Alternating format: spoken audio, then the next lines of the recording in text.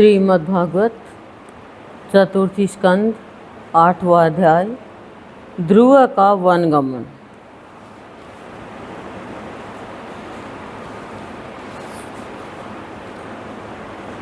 श्री मैत्रेयी जी कहते हैं, शत्रुसूदन, विदुर जी, सनक आदि, नारद, ऋभु, हंस, अरुणि और यति ब्रह्मा जी के इन नैष्ठिक ब्रह्मचारी पुत्रों ने गृहस्थ आश्रम में प्रवेश नहीं किया, अतः उनके कोई संतान नहीं हुई। अधर्म भी ब्रह्मा जी का ही पुत्र था। उसकी पत्नी का नाम था मृषा। उसके दंभ नामक पुत्र और माया नाम की कन्या हुई। उन दोनों को निरत्ति ले गया क्योंकि उसकी कोई संतान नहीं थी।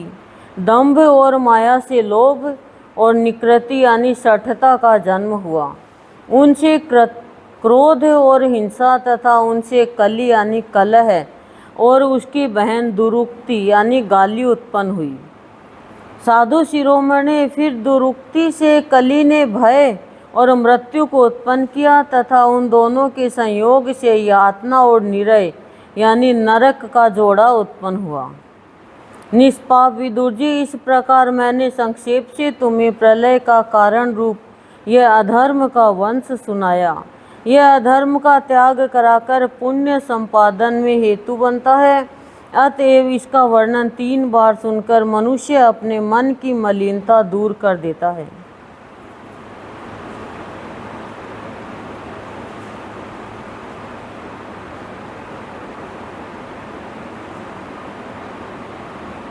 कुरुनंदन, अब मैं श्री हरि के अंश यानी ब्रह्मा जी के अंश से उत्पन्न हुए पवित्र कीर्ति महाराज स्वयंभू मनु के पुत्रों के वंश का वर्णन करता हूँ। महारानी शत्रुपा और उनके पति स्वयंभू मनु से प्रियव्रत और उत्तानपाद ये 2 पुत्र हुए। भगवान वासुदेव की कला से उत्पन्न होने के कारण ये दोनों संसार की रक्षा में तत्पर रहते थे। उत्तानपाद के सुनीति और सुरुचि नाम की 2 पत्नियां थीं। उनमें सुरुचि राजा को अधिक प्रिय थी। सुनीति, जिसका पुत्र ध्रुव था, उन्हें वैसी प्रिय नहीं थी। एक दिन राजा उत्तानपाद सुरुचि के पुत्र उत्तम को गोद में बिठाकर प्यार कर रहे थे। उसी समय ध्रुव ने भी गोद में बैठना चाहा, परंतु राजा ने उसका स्वागत नहीं किया। उस समय घमंड से भरी हुई सुरुचि ने अपनी शोथ के पुत्र ध्रुव को महाराज की गोद में आने का यत्न करते देख उनके सामने ही उससे डाह भरे शब्दों में कहा, बच्चे, तू राज सिंहासन पर बैठने का अधिकारी नहीं है। तू भी राजा का ही बेटा है। तू भी राजा का ही बेटा है। इससे क्या हुआ?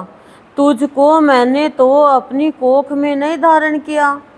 तू अभी नादान है। तुझे पता नहीं है कि तूने किसी दूसरी स्त्री के गर्भ से जन्म लिया है, तभी तो ऐसे दुर्लभ विषय की इच्छा कर रहा है। यदि तुझे राज सिंहासन की इच्छा है तो तपस्या करके परम पुरुष श्री नारायण की आराधना कर और उनकी कृपा से मेरे गर्भ में आकर जन्म ले। श्री मैत्रेयी जी कहते हैं, विदुर जी, जिस प्रकार डंडे की चोट खाकर सांप फुफकार मारने लगता है, उसी प्रकार अपनी सौतेली माँ के कठोर वचनों से घायल होकर ध्रुव क्रोध के मारे लंबी लंबी सांस लेने लगा। उसके पिता चुपचाप यह सब देखते रहे, मुंह से एक शब्द भी नहीं बोले। तब पिता को छोड़कर ध्रुव रोता हुआ अपनी माता के पास आया। उसके दोनों होठ फड़क रहे थे और वह सिसक सिसक कर रो रहा था। सुनीति ने बेटे को गोद में उठा लिया और जब महल के दूसरे लोगों से अपनी शोथ सुरुचि की कही हुई बातें सुनी, तब उसे भी बड़ा दुख हुआ।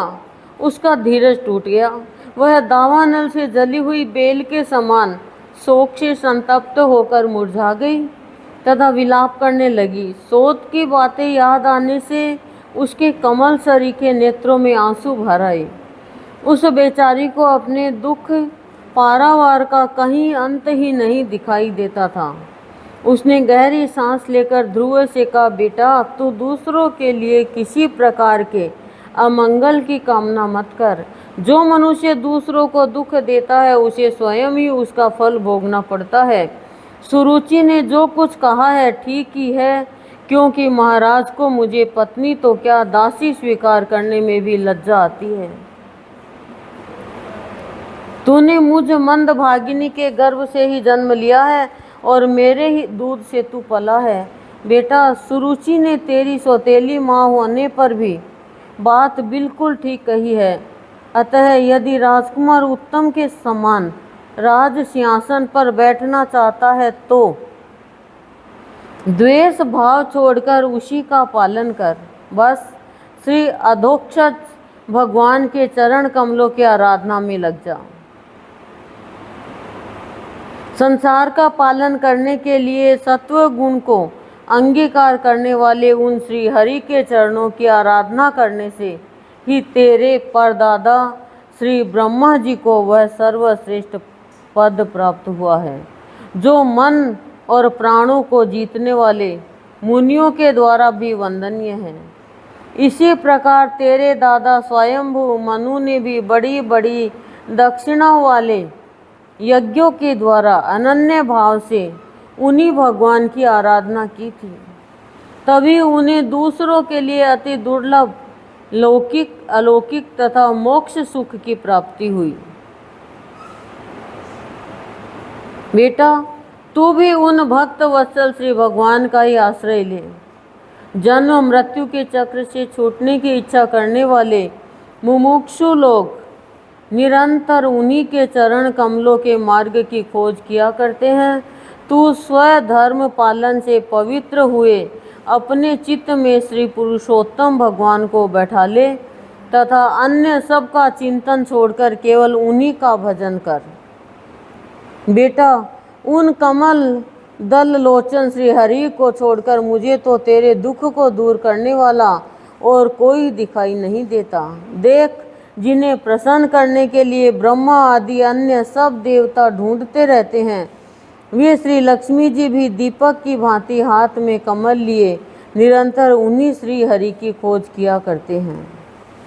श्री मैत्रेयी जी कहते हैं, माता सुनीति ने जो वचन कहे वे अभीष्ट वस्तु की प्राप्ति का मार्ग दिखलाने वाले थे। अतः उन्हें सुनकर ध्रुव ने बुद्धि द्वारा अपने चित्त का समाधान किया।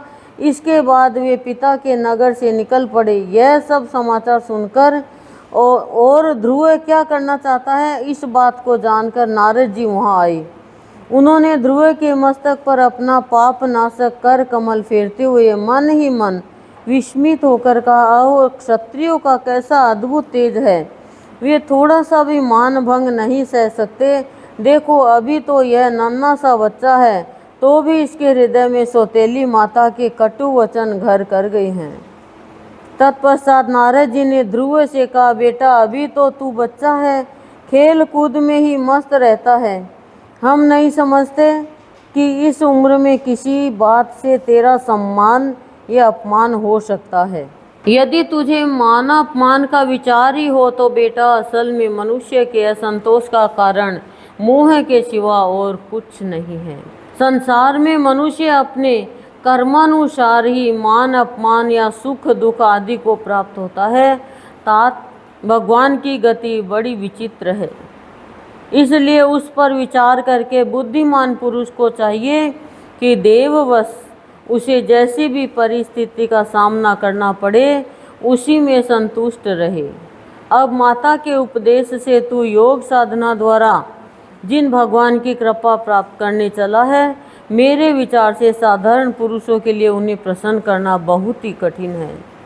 योगी लोग अपने अनेकों जन्मों तक अनासक्त रहकर समाधि योग के द्वारा बड़ी बड़ी कठोर साधनाएं करते रहते हैं, परंतु भगवान के मार्ग का पता नहीं पाते।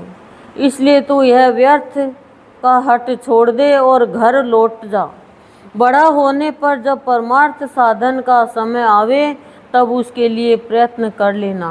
विधाता के विधान के अनुसार सुख दुख जो कुछ भी प्राप्त हो उसी में चित्त को संतुष्ट रखना चाहिए। यूँ करने वाला पुरुष मोहमय संसार से पार हो जाता है।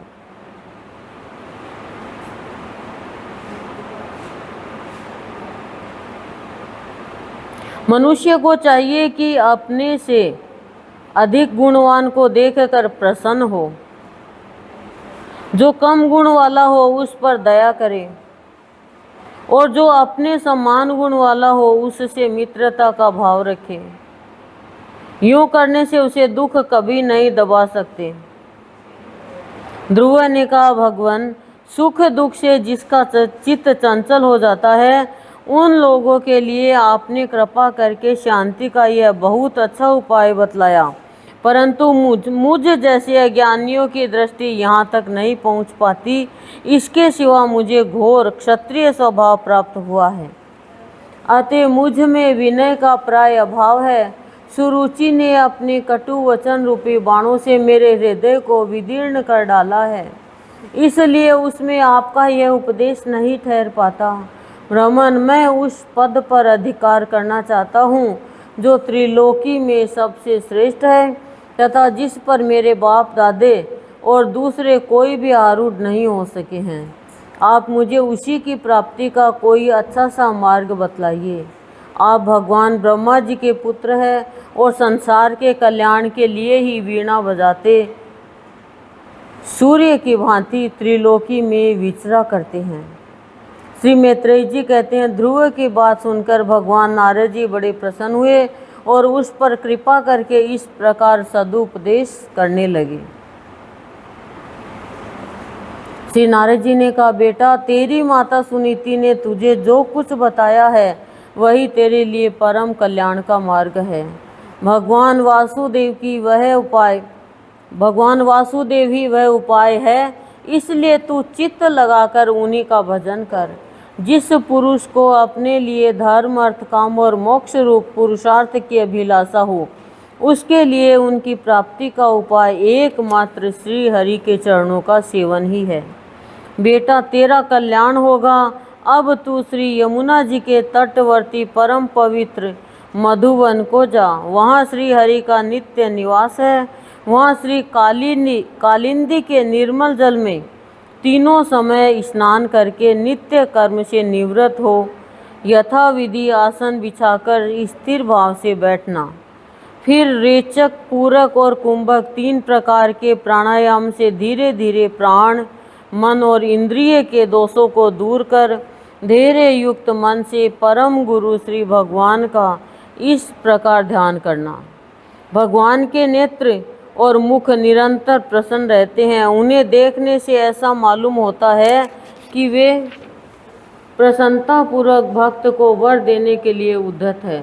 उनकी नासिका, भौहें और कपोल बड़े ही सुहावने हैं। वे सभी देवताओं में परम सुंदर है। उनकी तरुण अवस्था है। सभी अंग बड़े सुडोल है। लाल लाल होठ और रत्नारे नेत्र हैं। वे प्रणत जनों को आश्रय देने वाले अपार सुखदायक शरणागत वत्सल और दया के समुद्र है। उनके वक्ष स्थल में श्री वत्स का चिन्ह है। उनका शरीर सजल जलधर के समान श्याम वर्ण है। वे परम पुरुष श्याम सुंदर गले में वनमाला धारण किए हुए हैं और उनके 4 भुजाओं में शंख, चक्र, गदा एवं पद्म सुशोभित है। उनके अंग प्रत्यंग किरीट, कुंडल, केयूर और कंकण आदि आभूषणों से विभूषित है। गला कौस्तुभ मणि की भी शोभा बढ़ा रहा है तथा शरीर में रेशमी पीताम्बर है। उनके कटी प्रदेश में कांचन की करधनी और चरणों में सुवर्णमय नूपुर यानी पैजनी सुशोभित है। भगवान का स्वरूप बड़ा ही दर्शनीय है, शांत तथा मन और नयनों को आनंदित करने वाला है। जो लोग प्रभु का मानस पूजन करते हैं उनके अंतःकरण में वे हृदय कमल की कर्णिका पर अपने नख मणिमंडित मनोहर पादार पिंडों को स्थापित करके विराजते हैं। इस प्रकार धारणा करते करते जब चित्त स्थिर और एकाग्र हो जाए तब उन वरदायक प्रभु का मन ही मन इस प्रकार ध्यान करें कि वे मेरी ओर अनुराग भरी दृष्टि से निहारते हुए मंद मंद मुस्कुरा रहे हैं। भगवान की मंगलमय मूर्ति का इस प्रकार निरंतर ध्यान करने से मन शीघ्र ही परमानंद में डूबकर तल्लीन हो जाता है और फिर वहाँ से लौटता नहीं। राजकुमार, इस ध्यान के साथ जिस परम गुह्य मंत्र का जप करना चाहिए वह भी बतलाता हूँ, सुन। इसका 7 रात जप करने से मनुष्य आकाश में विचरने वाले सिद्धों का दर्शन कर सकता है। वह मंत्र है ओम नमो भगवते वासुदेवाय। किस देश और किस काल में कौन वस्तु उपयोगी है, इसका विचार करके बुद्धिमान पुरुष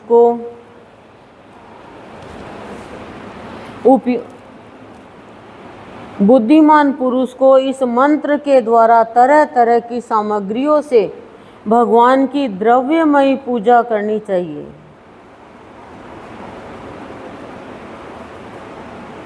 प्रभु का पूजन विशुद्ध जल, पुष्पमाला, जंगली मूल और फलादि, पूजा में विहित दुर्वादि अंकुर,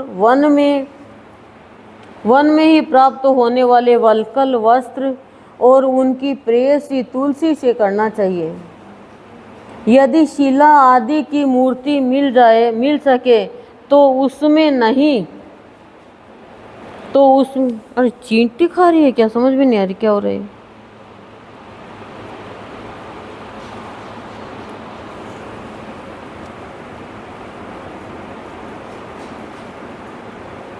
यदि शिला आदि की मूर्ति मिल सके तो उसमें, नहीं तो पृथ्वी या जल आदि में ही भगवान की पूजा करे। सर्वदा संयत चित्त, मननशील, शांत और मौन रहे तथा जंगली फल मूलादि का परिमित आहार करें। इसके सिवा पुण्य कीर्ति श्रीहरि अपनी अनिवर्चनीय माया के द्वारा अपनी ही इच्छा से अवतार लेकर जो मनोहर चरित्र करने वाले हैं उनका मन ही मन चिंतन करता रहे। प्रभु की पूजा के लिए जिन जिन उपचारों का विधान किया गया है उन्हें मंत्र मूर्ति श्रीहरि को द्वादशाक्षर मंत्र के द्वारा ही अर्पण करें। भगवान की महिमा बता रहे हैं। देखो, नारद जी गुरु बन के पूजा करने का तरीका बता रहे हैं, मंत्र दे दिया। इस प्रकार जब हृदय स्थित हरि का मन, वाणी और शरीर से भक्ति पूर्वक, इस प्रकार जब हृदय स्थित हरि का मन, वाणी और शरीर से भक्ति पूर्वक पूजन किया जाता है तब वे निश्चल भाव से भली भांति भजन करने वाले अपने भक्तों के भाव को बढ़ा देते हैं और उन्हें उनकी इच्छा के अनुसार धर्म, अर्थ, काम अथवा मोक्ष रूप कल्याण प्रदान करते हैं।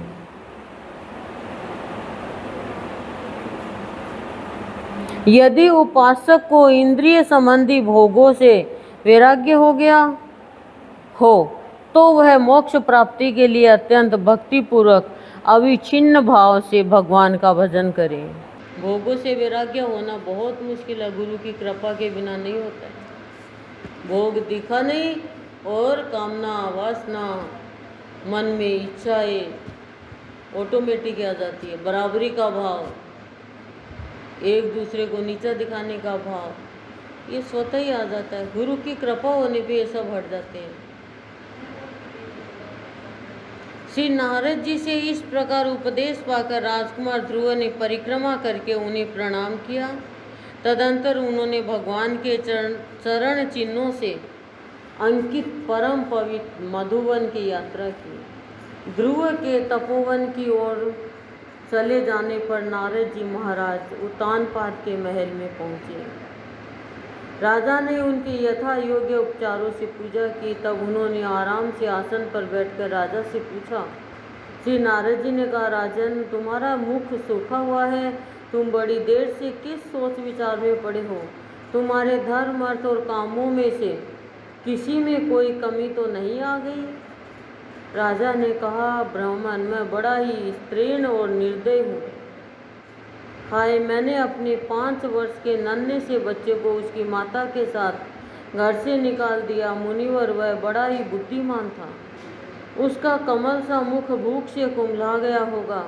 वह थक कर कहीं रास्ते में पड़ गया होगा। ब्राह्मण, उस ऐसा है बच्चे को वन में कहीं भेड़िए न खा जाए। अहो मैं कैसा स्त्री का गुलाम हूँ। मेरी कुटिलता तो देखिए, वह बालक प्रेमवश मेरी गोद में चढ़ना चाहता था, किंतु मुझ दुष्ट ने उसका तनिक भी आदर नहीं किया। श्री नारद जी ने कहा, राजन तुम अपने बालक की चिंता मत करो, उसके रक्षक भगवान है। तुम्हें उसके प्रभाव का पता नहीं है, उसका यश सारे जगत में फैल रहा है। वह बालक बड़ा समर्थ है, जिस काम को बड़े बड़े लोकपाल भी नहीं कर सके, उसे पूरा करके वह शीघ्र ही तुम्हारे पास लौट आएगा। उसके कारण तुम्हारा यश भी बहुत बढ़ेगा। श्री मैत्रेय जी कहते हैं देवर्षि नारद जी की बात सुनकर महाराज उत्तानपाद राजपाट की ओर से उदासीन होकर निरंतर पुत्र की ही चिंता में रहने लगे। इधर ध्रुव जी ने मधुवन में पहुंचकर यमुना जी में स्नान किया और उस रात पवित्रता पूर्वक उपवास करके श्री नारद जी के उपदेशानुसार एकाग्र चित्त से परम पुरुष श्री नारायण की उपासना आरंभ कर दी। उन्होंने 3 रात्रि के अंतर से शरीर निर्वाह के लिए केवल कैथ और बेर के फल खाकर श्री हरि की उपासना करते हुए 1 मास व्यतीत किया। दूसरे महीने में उन्होंने 6 दिन के पीछे सूखे घास और पत्ते खाकर भगवान का भजन किया। तीसरा महीना 9 दिन पर केवल जल पीकर समाधि योग के द्वारा श्री हरि की आराधना करते हुए बिताया। चौथे महीने में उन्होंने श्वास को जीतकर 12 दिन के बाद केवल वायु पीकर ध्यान योग द्वारा भगवान की आराधना की। 5वां मास लगने पर राजकुमार ध्रुव श्वास को जीतकर पर ब्रह्म का चिंतन करते हुए एक पैर से खंभे के समान निश्चल भाव से खड़े हो गए। उस समय उन्होंने शब्दादि विषय और इंद्रियों के नियामक अपने मन को सब ओर से खींच लिया तथा हृदय स्थित हरि के स्वरूप का चिंतन करते हुए चित्त को किसी दूसरी ओर न जाने दिया। जिस समय उन्होंने महद आदि संपूर्ण तत्वों के आधार तथा प्रकृति और पुरुष के भी अधीश्वर पर ब्रह्म की धारणा की, उस समय उनके तेज को न सह सकने के कारण तीनों लोक कांप उठे। जब राजकुमार ध्रुव एक पैर से खड़े हुए तब उनके अंगूठे से दबकर आदि पृथ्वी इस प्रकार झुक गई जैसे किसी गजराज के चढ़ जाने पर नाव पद पद पर दाईं बाईं ओर डगमगाने लगती है। ध्रुव जी अपने इंद्रिय द्वार तथा प्राणों को रोक कर अनन्य बुद्धि से विश्वात्मा श्री हरि का ध्यान करने लगे। इस प्रकार उनकी समष्टि प्राण से अभिन्नता हो जाने के कारण सभी जीवों का श्वास प्रश्वास रुक गया। इससे समस्त लोक और लोकपालों को बड़ी पीड़ा हुई और वे सब घबराकर श्री हरि की शरण में गए। देवताओं ने कहा, भगवान समस्त स्थावर जंगम जीवों के शरीरों का प्राण एक साथ ही रुक गया है। ऐसा तो हमने पहले कभी अनुभव नहीं किया। आप शरणागतों की रक्षा करने वाले हैं। अपनी शरण में आए हुए हम लोगों को इस दुख से छुड़ाइए। श्री भगवान ने कहा, देवताओं तुम डरो मत। उत्तानपाद के पुत्र ध्रुव ने अपने चित्त को मुझ विश्वात्मा में लीन कर दिया है। इस समय मेरे साथ उसकी अभेद धारणा सिद्ध हो गई है। इसी से उसके प्राण निरोध से तुम सबका प्राण भी रुक गया है। अब तुम अपने अपने लोकों को जाओ, मैं उस बालक को इस दुष्कर तप से निवृत्त कर दूंगा। श्रीमद्भागवत चतुर्थी स्कंद 9वां अध्याय। टॉपिक है ध्रुव का वर पाकर घर लौटना।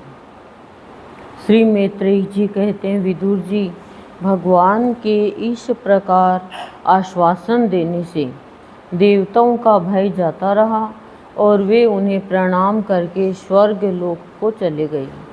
तदंतर विराट स्वरूप भगवान गरुड़ पर चढ़कर अपने भक्त को देखने के लिए मधुवन में आए।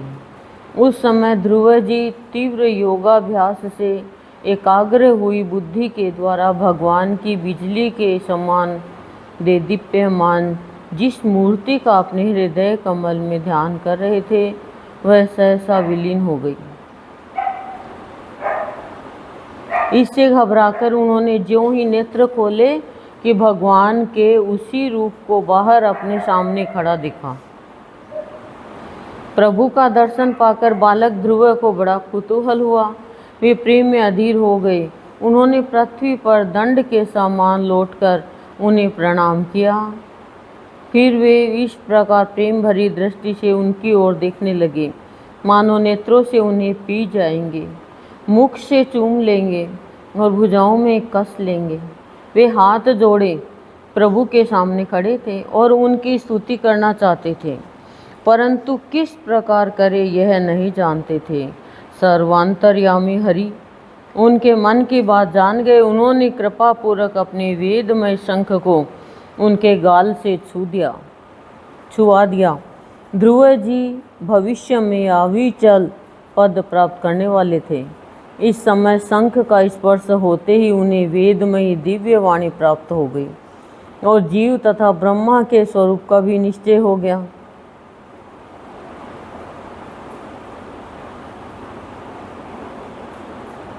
वे अत्यंत भक्ति भाव से धैर्य पूर्वक विश्व विख्यात कीर्तिमान श्री हरि की स्तुति करने लगे। ध्रुव जी ने कहा, प्रभो आप सर्वशक्ति संपन्न हैं। आप ही मेरे अंतःकरण में प्रवेश कर अपने तेज से मेरी इस सोई हुई वाणी को सजीव करते हैं तथा हाथ पैर कान और त्वचा आदि अन्य इंद्रियों एवं प्राणों को भी चेतनता देते हैं। मैं आप अंतर्यामी भगवान को प्रणाम करता हूँ।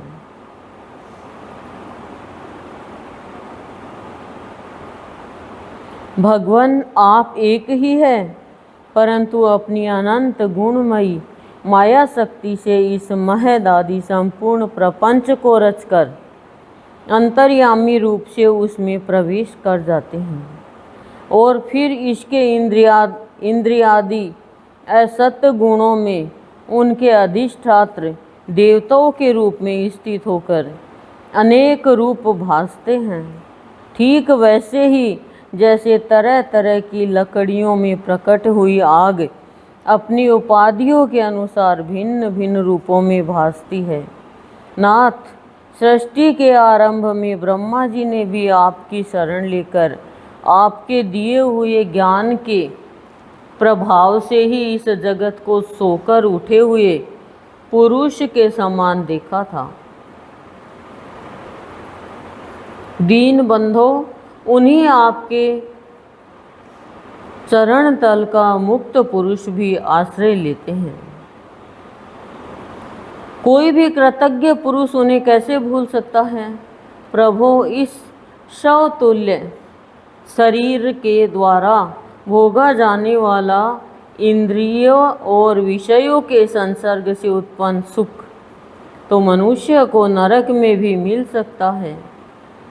जो लोग इन विषय सुख के लिए लालायित रहते हैं और जो जन्म मरण के बंधन से छुड़ा देने वाले कल्प तरु स्वरूप आपकी उपासना भगवत प्राप्ति के सिवा किसी अन्य उद्देश्य से करते हैं, उनकी बुद्धि अवश्य ही आपकी माया के द्वारा ठगी गई है। नाथ,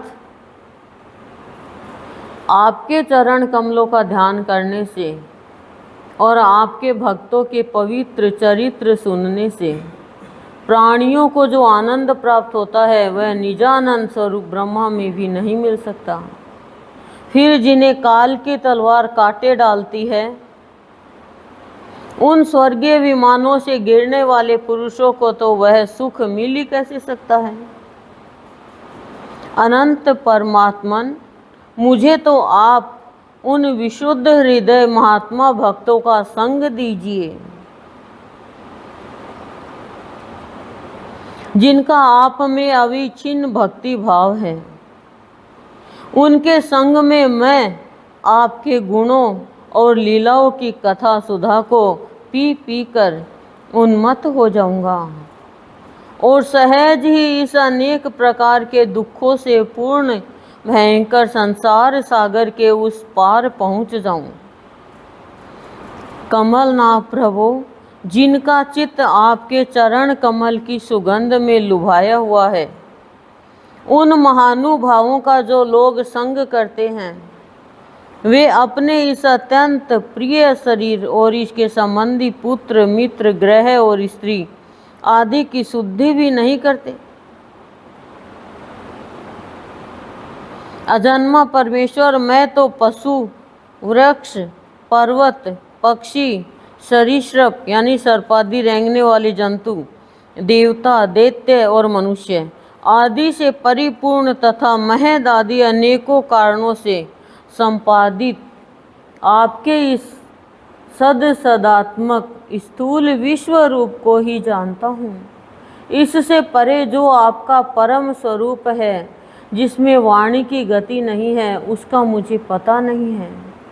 भगवान, कल्प का अंत होने पर योग निद्रा में स्थित जो परम पुरुष इस संपूर्ण विश्व को अपने उदर में लीन करके शेष जी के साथ उन्हीं की गोद में शयन करते हैं तथा जिनके नाभि समुद्र से प्रकट हुए सर्वलोकमय सुवर्ण वर्ण कमल से परम तेजोमय ब्रह्मा जी उत्पन्न हुए, वे भगवान आप ही हैं। मैं आपको प्रणाम करता हूँ।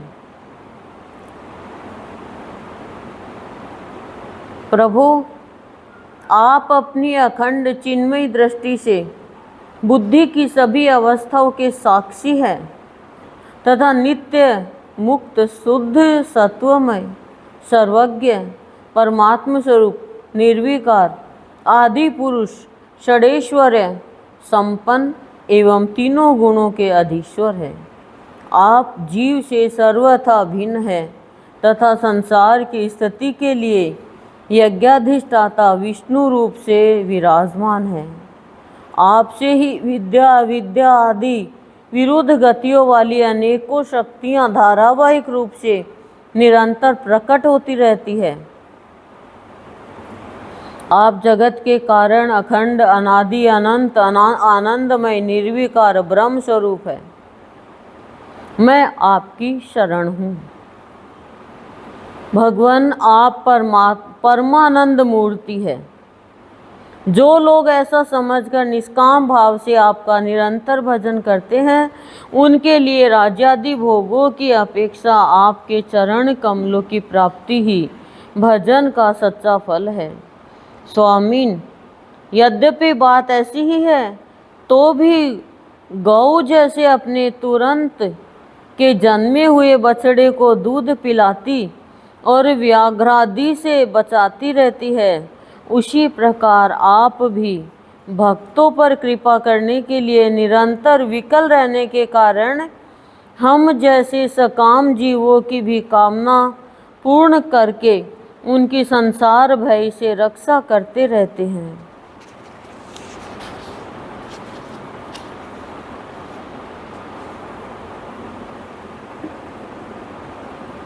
श्री मैत्रेयी जी कहते हैं, विदुर जी, जब शुभ संकल्प वाले मतिमान ध्रुव जी ने इस प्रकार स्तुति की, तब भक्त वत्सल भगवान उनकी प्रशंसा करते हुए कहने लगे। श्री भगवान ने कहा, उत्तम व्रत का पालन करने वाले राजकुमार, मैं तेरे हृदय का संकल्प जानता हूँ।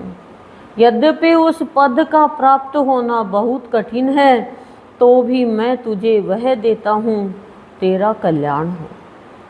भद्र, जिस तेजोमय अविनाशी लोक को आज तक किसी ने प्राप्त नहीं किया, जिसके चारों ओर ग्रह नक्षत्र और तारागण रूप ज्योतिष चक्र उसी प्रकार चक्कर काटता रहता है, जिस प्रकार मेढ़ी के चारों ओर दौरी के बैल घूमते रहते हैं। अवान्तर कल्प पर्यंत रहने वाले अन्य लोकों के नाश हो जाने पर भी जो स्थिर रहता है तथा तारागण के सहित धर्म, अग्नि, कश्यप और शुक्र आदि नक्षत्र एवं सप्त ऋषिगण जिसकी प्रदक्षिणा किया करते हैं, वह ध्रुव लोक में तुझे देता हूँ।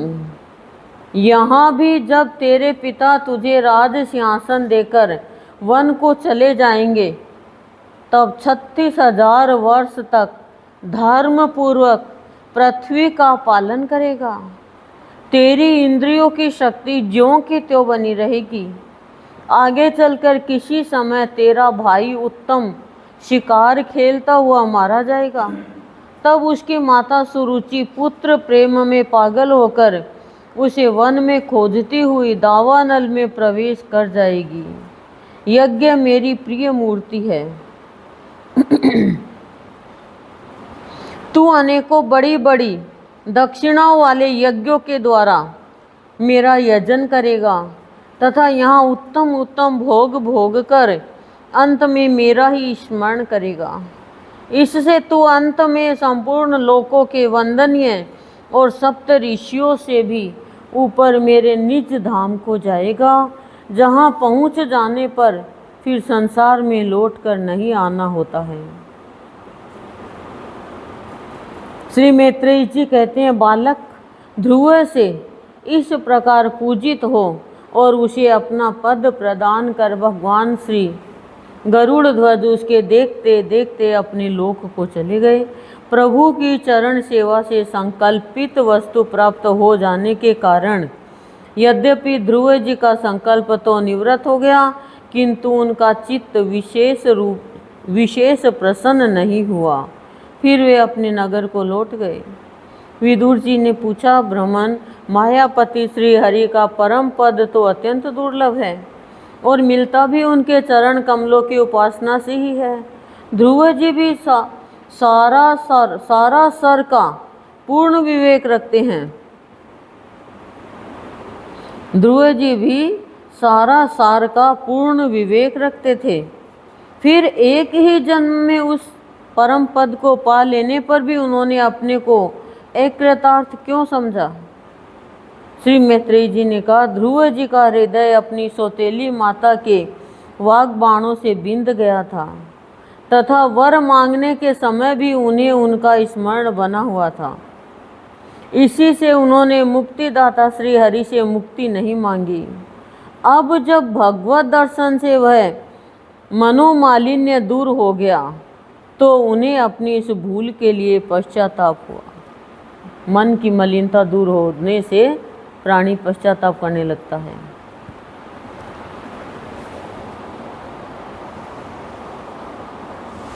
ध्रुव जी मन ही मन कहने लगे, हो शनक आदि उधर्व रेता यानी नैष्टिक ब्रह्मचारी सिद्ध भी जिन्हें समाधि द्वारा अनेकों जन्मों में प्राप्त कर पाते हैं, उन्हें भगवत चारणों की छाया को मैंने 6 महीने में ही पा लिया, किंतु चित्त में दूसरी वासना रहने के कारण मैं फिर उनसे दूर हो गया। अहो मुझ मंद भाग्य की मूर्खता, तो देखो मैंने संसार पास को काटने वाले प्रभु के पाद पद्मों में पहुंचकर भी उनसे नाशवान वस्तु की ही याचना की। देवताओं को स्वर्ग भोग के पश्चात फिर नीचे गिरना होता है, इसलिए वे मेरी भगवत प्राप्ति रूप उच्च स्थिति को सहन नहीं कर सके, अतः उन्होंने ही मेरी बुद्धि को नष्ट कर दिया। तभी तो मुझ दुष्ट ने नारद जी की यथार्थ बात भी स्वीकार नहीं की। यद्यपि संसार में आत्मा के सिवा दूसरा कोई भी नहीं है, तथापि सोया हुआ मनुष्य जैसे स्वप्न में अपने ही कल्पना किए हुए व्याघ्रादि से डरता है, उसी प्रकार मैंने भी भगवान की माया से मोहित होकर भाई को ही शत्रु मान लिया और व्यर्थ ही द्वेष रूप हार्दिक रोग से जलने लगा। जिन्हें प्रसन्न करना अत्यंत कठिन है, उन्हीं विश्वात्मा श्रीहरि को तपस्या द्वारा प्रसन्न करके मैंने जो कुछ मांगा है वह सब व्यर्थ है। ठीक उसी तरह जैसे गतायु पुरुष के लिए चिकित्सा व्यर्थ होती है, और मैं बड़ा भाग्यहीन हूँ। संसार बंधन का नाश करने वाले प्रभु से मैंने संसार ही मांगा। मैं बड़ा ही पुण्यहीन हूँ। जिस प्रकार कोई कंगला किसी चक्रवर्ती सम्राट को प्रसन्न करके उससे तुस सहित चावलों की कनी मांगे, उसी प्रकार मैंने भी आत्मानंद प्रदान करने वाले श्री हरि से मूर्खतावश व्यर्थ का अभिमान बढ़ाने वाले उच्च पद आदि ही मांगे हैं। श्री मैत्रेयी जी कहते हैं, तात तुम्हारी तरह जो लोग श्री मुकुंद पादारविंद मकरंद के ही मधुकर हैं, जो निरंतर प्रभु की चरण रज का ही सेवन करते हैं और जिनका मन अपने आप आई हुई सभी परिस्थितियों में संतुष्ट रहता है, वे भगवान से उनकी सेवा के सिवा अपने लिए और कोई भी पदार्थ नहीं मांगते। इधर जब राजा उत्तानपाद ने सुना कि उनका पुत्र ध्रुव घर लौट रहा है, तो उन्हें इस बात पर वैसे ही विश्वास नहीं हुआ जैसे कोई किसी के यमलोक से लौटने की बात पर विश्वास न करे।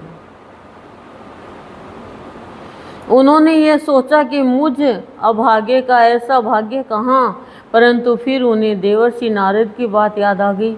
इससे उनका इस बात में विश्वास हुआ और वे आनंद के वेग से अधीर हो उठे। उन्होंने अत्यंत प्रसन्न होकर यह समाचार लाने वाले को एक बहुमूल्य हार दिया।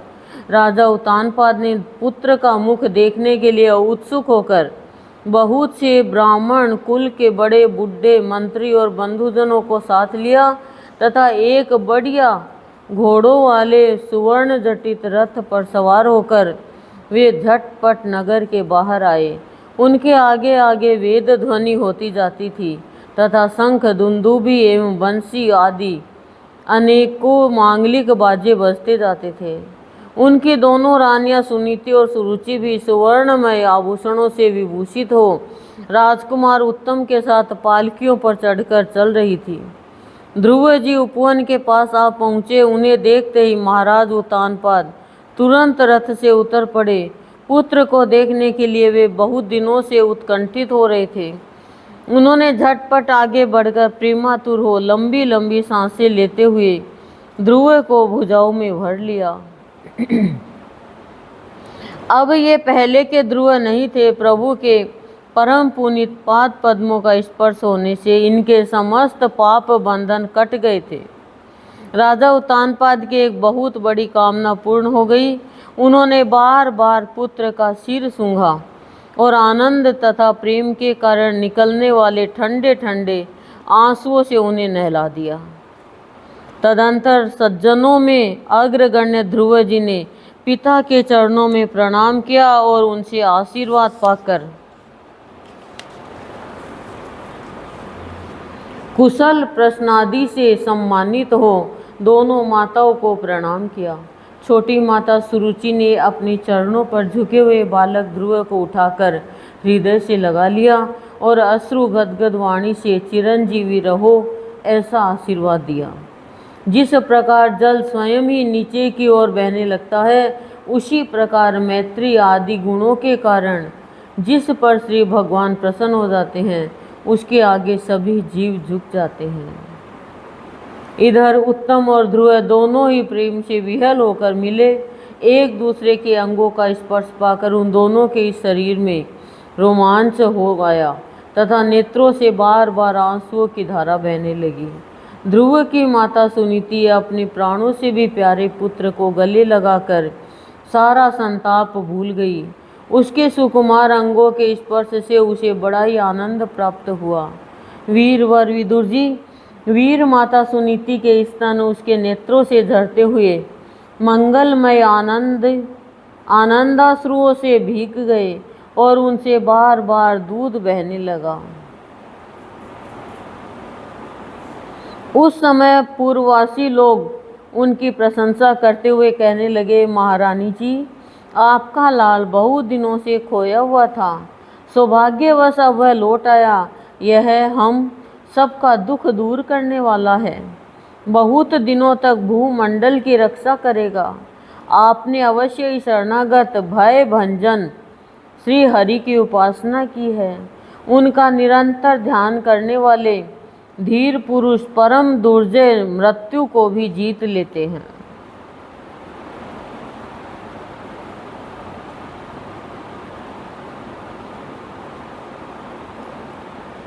विदुर जी इस प्रकार जब सभी लोग ध्रुव के प्रति अपना लाड़ प्यार प्रकट कर रहे थे, उसी समय उन्हें भाई उत्तम के सहित हथीनी पर चढ़ाकर महाराज उत्तानपाद ने बड़े हर्ष के साथ राजधानी में प्रवेश किया।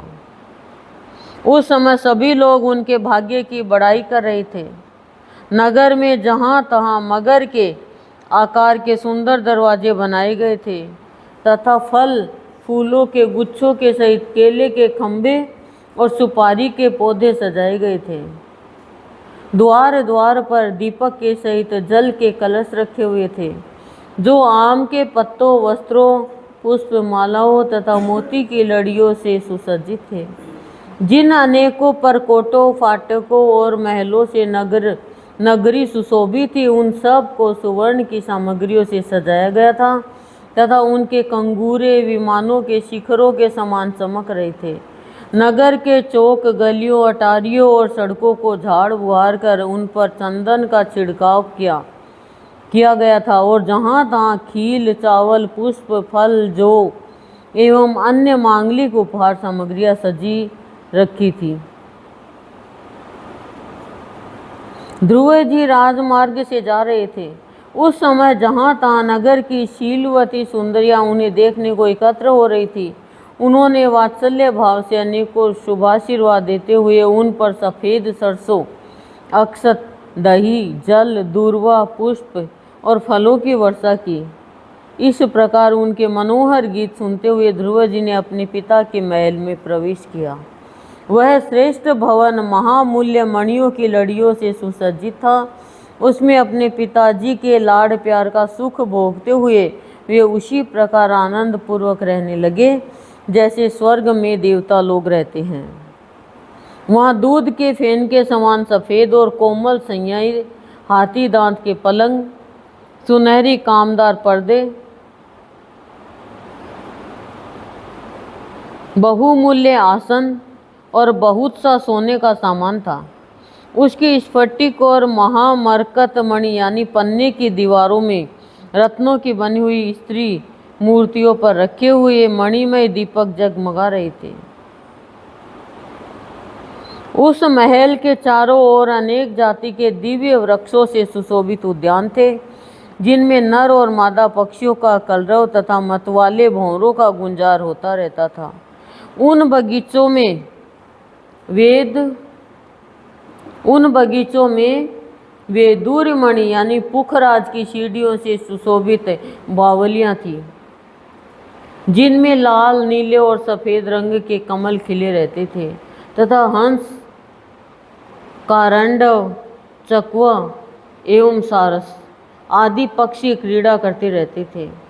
राजर्षि उत्तानपाद ने अपने पुत्र के अति अद्भुत प्रभाव की बात देवर्षि नारद से पहले ही सुन रखी थी। अब उसे प्रत्यक्ष वैसा ही देखकर उन्हें बड़ा आश्चर्य हुआ। फिर यह देखकर कि अब ध्रुव तरुण अवस्था को प्राप्त हो गए हैं, अमात्य वर्ग उन्हें आदर की दृष्टि से देखते हैं तथा प्रजा का भी उन पर अनुराग है। उन्होंने उन्हें निखिल भूमंडल के राज्य पर अभिषिक्त कर दिया और आप वृद्धावस्था आई जानकर आत्मस्वरूपा का चिंतन करते हुए संसार से विरक्त होकर वन को चल दिए। श्रीमद् भागवत चतुर्थ स्कंद 10वां अध्याय। टॉपिक है उत्तम का मारा जाना, ध्रुव का यक्षों के साथ युद्ध। श्री मैत्रेयी जी कहते हैं, विदुर जी, ध्रुव ने प्रजापति शिशुमार की पुत्री भ्रमि के साथ विवाह किया। उससे उनके कल्प और वत्सर नाम के 2 पुत्र हुए। महाबली ध्रुव की दूसरी स्त्री वायुपुत्री इला थी। उससे उनके उत्कल नाम के एक पुत्र और एक कन्या रत्न का जन्म हुआ। उत्तम का अभी विवाह नहीं हुआ था कि एक दिन शिकार खेलते समय उसे हिमालय पर्वत पर एक बलवान यक्ष ने मार डाला। उसके साथ उसकी माता भी परलोक सिधार गई। ध्रुव ने जब भाई के मारे जाने का समाचार सुना तो वे क्रोध, शोक और उद्वेग से भरकर एक विजयप्रद रथ पर सवार और यक्षों के देश में जा पहुँचे। उन्होंने उत्तर दिशा में जाकर हिमालय की घाटी में यक्षों से भरी हुई अलकापुरी देखी। उसमें अनेकों भूत प्रेत पिशाच आदि रुद्रानुचर रहते थे। विदुर जी वहां पहुंचकर महाबाहु ध्रुव ने अपना शंख बजाया तथा संपूर्ण आकाश और दिशाओं को गूंजा दिया। उस शंख ध्वनि से यक्ष पत्नियां बहुत ही डर गई। उनकी आंखें भय से कातर हो उठी। वीरवर विदुर जी महाबलवान यक्ष वीरों को वह शंखनाद सहन न हुआ, इसलिए वे तरह तरह के अस्त्र शस्त्र लेकर नगर के बाहर निकल आए और ध्रुव पर टूट पड़े। महारथी ध्रुव प्रचंड धनुर्धर थे। उन्होंने एक ही साथ उनमें से प्रत्येक को 3-3 बाण मारे। उन सभी ने जब अपने अपने मस्तकों में 3-3 बाण लगे देखे, तब उन्हें यह विश्वास हो गया कि हमारी हार अवश्य होगी। वे ध्रुव जी के इस अद्भुत पराक्रम की प्रशंसा करने लगे। फिर जैसे सर्प किसी के पैरों का आघात नहीं सहते, उसी प्रकार ध्रुव के इस पराक्रम को न सहकर उन्होंने भी उनके बाणों के जवाब में एक ही साथ उनसे दूने 6-6 बाण छोड़े। यक्षों की संख्या 13 आयु थी, 13 लाख थी। उन्होंने ध्रुव जी का बदला लेने के लिए अत्यंत कुपित होकर रथ और सारथी के सहित उन पर परिघ, खड़ग, प्राश, त्रिशूल, फरसा, शक्ति, दृष्टि, रिष्टि, भुषुंडी तथा चित्र विचित्र पंखद्वार बाणों की वर्षा की। इस भीषण शस्त्र वर्षा से ध्रुव जी बिल्कुल ढक गए। तब लोगों को उनका दिखना वैसे ही बंद हो गया जैसे भारी वर्षा से पर्वत का। उस समय जो सिद्धगण आकाश में स्थित होकर यह दृश्य देख रहे थे, वे सब हाय हाय करके कहने लगे, आज यक्ष सेना रूप समुद्र में डूबकर यह मानव सूर्य अस्त हो गया। यक्ष लोग अपनी विजय की घोषणा करते हुए युद्ध क्षेत्र में सिंह की तरह गरजने लगे। इसी बीच में ध्रुव जी का रथ एकाएक वैसे प्रकट हो गया जैसे कुएरे में से सूर्य भगवान निकल आते हैं। ध्रुव जी ने अपने दिव्य धनुष के टंकार करके शत्रुओं के दिल दहला दिए और फिर प्रचंड बाणों की वर्षा करके उनके अस्त्र शस्त्रों को इस प्रकार छिन्न भिन्न कर दिया जैसे आंधी बादलों को तितर बितर कर देती है। उनके धनुष से छूटे हुए तीखे तीर यक्ष राक्षसों के कवचों को भेद कर इस प्रकार उनके शरीरों में घुस गए जैसे इंद्र के छोड़े हुए वज्र पर्वतों में प्रवेश कर गए। विदुर जी महाराज ध्रुव के बाणों से कटे हुए यक्षों के सुंदर कुंडल मंडित मस्तकों से, सुनहरी ताल वृक्ष के समान जांघों से, वलय विभूषित बाहुओं से, हार, भुजबंद, मुकुंड और बहुमूल्य पगड़ियों से पटी हुई वह वीरों के मन को लुभाने वाली समरभूमि बड़ी शोभा पा रही थी। जो यक्ष किसी प्रकार जीवित बचे, वे क्षत्रिय प्रवर ध्रुव जी के बाणों से प्राय अंग अंग छिन्न भिन्न हो जाने के कारण युद्ध क्रीड़ा में सिंह से परास्त हुए गजराज के समान मैदान छोड़कर भाग गए। नर श्रेष्ठ ध्रुव जी ने देखा कि उस विस्तृत रणभूमि में अब एक भी शत्रु अस्त्र शस्त्र लिए उनके सामने नहीं है, तो उनकी इच्छा अलकापुरी देखने की हुई, किंतु वे पुरी के भीतर नहीं गए। ये मायावी क्या करना चाहते हैं, इस बात का मनुष्य को पता नहीं लग सकता। सारथी से इस प्रकार कहकर वे उस विचित्र रथ में बैठे रहे तथा शत्रु के नवीन आक्रमण की आशंका से सावधान हो गए। इतने में ही उन्हें समुद्र की गर्जना के समान आंधी का भीषण शब्द सुनाई दिया तथा दिशाओं में उठती हुई धूल भी दिखाई दी। एक क्षण में सारा आकाश मेघमाला से घिर गया। सब और भयंकर गड़गड़ाहट के साथ बिजली चमकने लगी। निष्पाप विदुर जी उन बादलों से खून, कफ, पीप, विष्ठा, मूत्र एवं चर्बी की वर्षा होने लगी और ध्रुव जी के आगे आकाश से बहुत से धड़ गिरने लगे।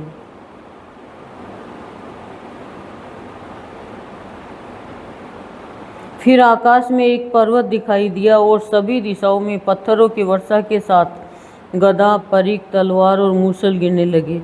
उन्होंने देखा कि बहुत से सर्प वज्र की तरफ उपकार मारते रोषपूर्ण नेत्रों से आग की चिंगारियां उगलते आ रहे हैं। झुंड के झुंड मतवाले हाथी, सिंह और बाघ भी दौड़े चले आ रहे हैं।